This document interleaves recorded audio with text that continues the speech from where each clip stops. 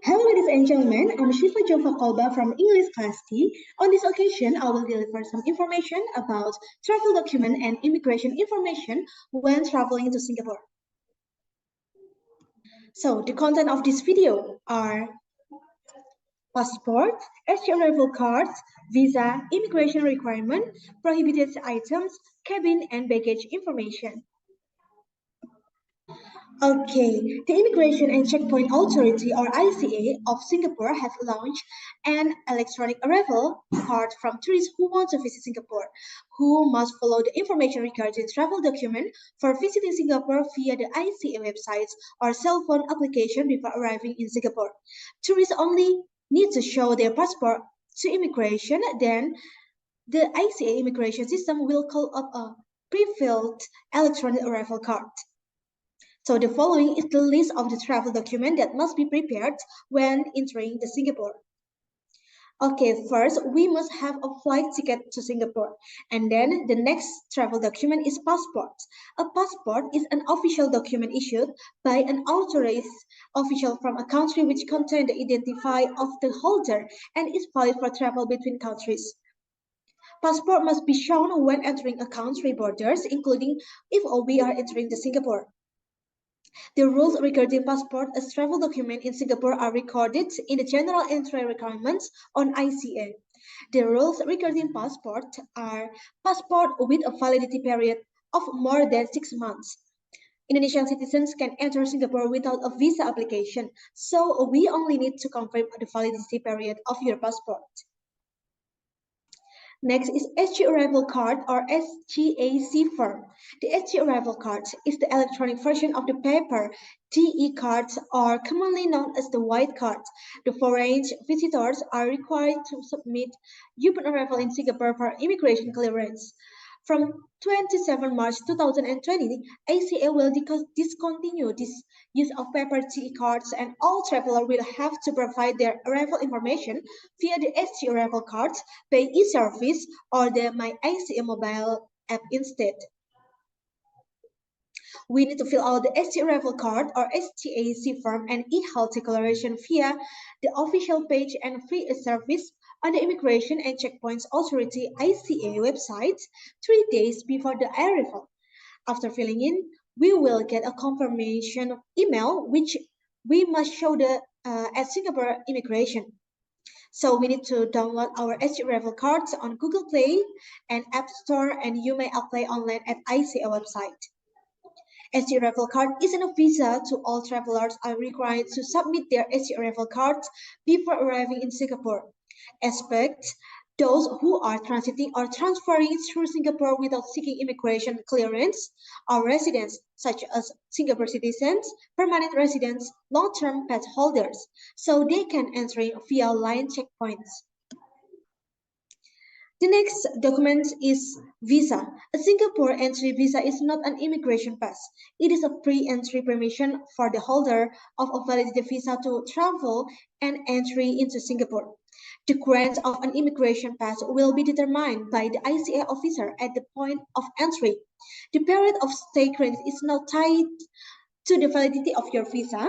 From 11 March 2022, all foreign visitors arriving in Singapore will be notified digitally of their visit pass or e-pass through email. There will not be any endorsement on your passport.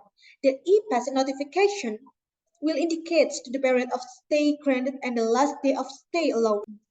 So please ensure that you provide a valid email address when submitting the SG Arrival card. Especially for Indonesian citizens, a visa or social visit pass to Singapore is provided free of charge and is valid for 30 days from arrival to Singapore. Holders of a visit visa are required to leave Singapore before the period of the visa granted expires. Next, to enter Singapore, there are immigration requirements such as prohibited items are not allowed to be imported to Singapore. This includes chewing gum, chewing tobacco and imitation tobacco products, controlled drugs and psychotropics, obscene articles, publication, video types, video discs and software, productions of copyright publication, video types, video discs and laser discs, records and cassettes, seditious and treasonable materials. Next is controlled goods are items that require in import permits to authorization from the relevant competent authority for importation into Singapore. The importation or possession of prohibited item is not allowed. The following is the contents of non-exhaustive list of prohibited items and the websites for the appropriate competent authority. There are such concealed weapon, tobacco, software, wildlife products. Okay, we need an important license or authorization from the relevant authority to bring controlled goods into Singapore. The following is the table contains a non-exhaustive list of control items that may be permitted.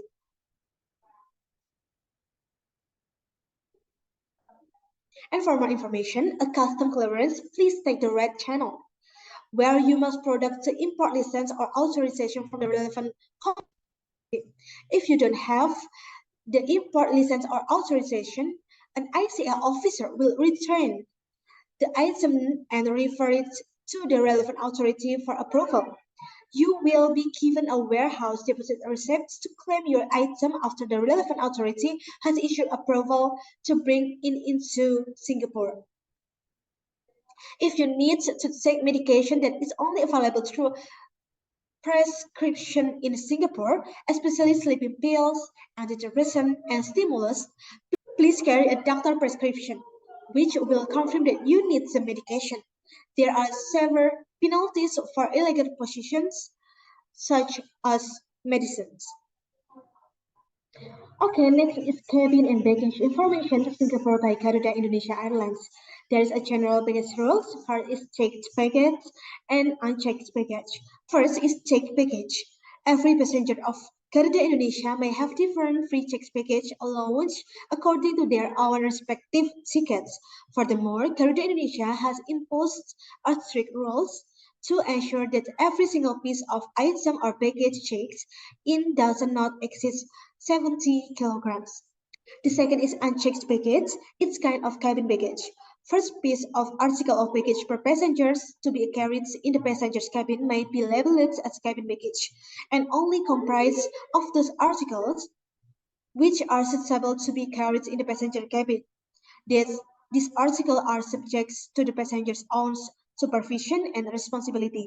The maximum size of cabin baggage shall not exceed length 56 centimeter, width 36 centimeter, or depth 23 centimeter. However, some of the three dimensions shall not exceed 115 centimeter or weight of 7 kilogram.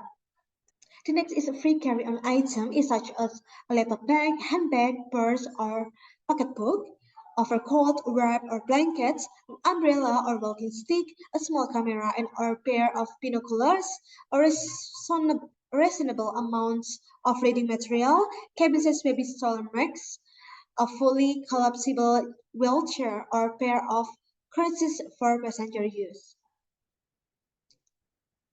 Okay, so ladies and gentlemen, that's all my presentation. Thanks for the attention. Hopefully this video can be useful for us to find out information about travel documents and immigration information when we visit Singapore. Thank you.